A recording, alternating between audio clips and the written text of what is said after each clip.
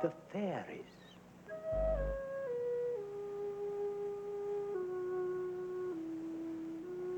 There was, once upon a time, a widow who had 2 daughters. The elder was so much like her in the face and in humor that whoever looked upon the daughter saw the mother. They were both so disagreeable and so proud that there was no living with them. The younger, who was the very picture of her father for courtesy and sweetness of temper, was withal one of the most beautiful girls ever seen. As people naturally loved their own likeness, the mother ever doted on her elder daughter, and at the same time had a horrible aversion for the younger. She made her eat in the kitchen and work continually. Among other things, this poor child was forced twice a day to draw water above 1.5 miles from the house and bring home a pitcher full of it. One day, as she was at this fountain, there came to her a poor woman who begged of her to let her drink. Oh, aye, with all my heart, goody. And rinsing the pitcher, this pretty little girl took up some water from the clearest place in the fountain and gave it to her, holding up the pitcher all the while that she might drink the easier. The good woman, having drunk, said to her, "You are so very pretty, my dear, so good and so mannerly, that I cannot help giving you a gift." For this was a fairy who had taken the form of a poor countrywoman, to see how far the civility and good manners of this pretty girl would go. "I will give you for a gift that at every word you speak there shall come out of your mouth either a flower or a jewel."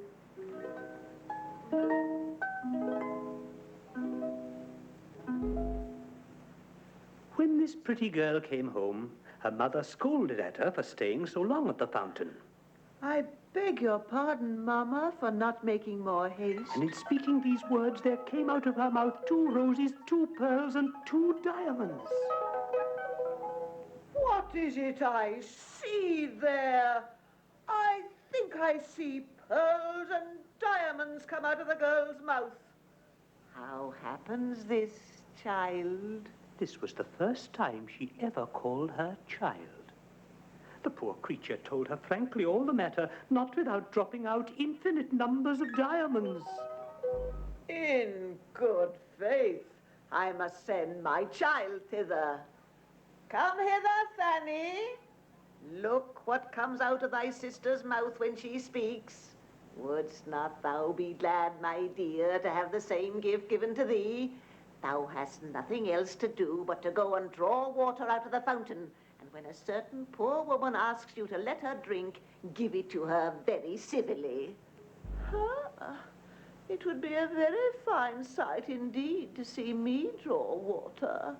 You shall go, hussy, and this minute. So away went this ill-bred minx, but grumbling all the way, taking with her the best silver tankard in the house. She was no sooner at the fountain than she saw coming out of the wood a lady most gloriously dressed, who came up to her and asked to drink. This was, you must know, the very fairy who appeared to her sister, but had now taken the air and dress of a princess, to see how far this girl's rudeness would go. But the proud, saucy slut said to her, Am I come hither to serve you with water, pray? I suppose the silver tankard was brought purely for your ladyship, was it? However, you may drink out of it, if you have a fancy. The fairy answered, without putting herself in a passion, You are not over and above mannerly.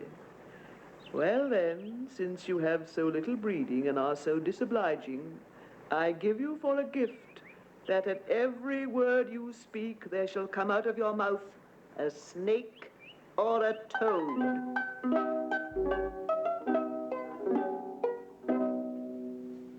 So soon as her mother saw her coming, she cried out, Well, daughter? Well, mother? answered the pert hussy, throwing out of her mouth 2 vipers and 2 toads. Oh, mercy, Fanny! What is it I see? Oh, it is that wretch, your sister, who has occasioned all this. but she shall pay for it. And immediately she ran to beat her. The good child fled away from her and went to hide herself in the forest not far from thence. The king's son, on his return from hunting, met her, and seeing her so very pretty, asked her what she did there alone and why she cried. Alas, sir, my mamma has turned me out of doors. The king's son, who saw 5 or 6 pearls and as many diamonds come out of her mouth, desired her to tell him how that happened. She thereupon told him the whole story. And so the king's son fell in love with her, and considering with himself that such a gift was worth more than any marriage portion whatsoever in another, conducted her to the palace of the king his father, and there married her. As for her sister, she made herself so much hated that her own mother turned her off. And the miserable wretch, having wandered about a good while without finding anybody to take her in, went to a corner in a wood and there died.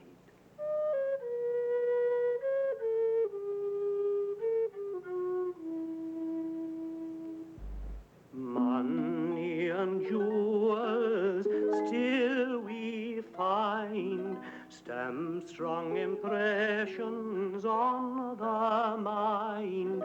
However, sweet discourse does yet much more, of greater value is and greater power.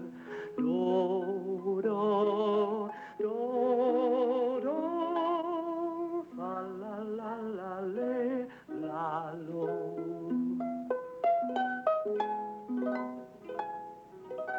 Gentle behavior costs us some pains, requires of our kindness no little share, but sooner or later due reward it gains, that comes on a sudden ere we are aware.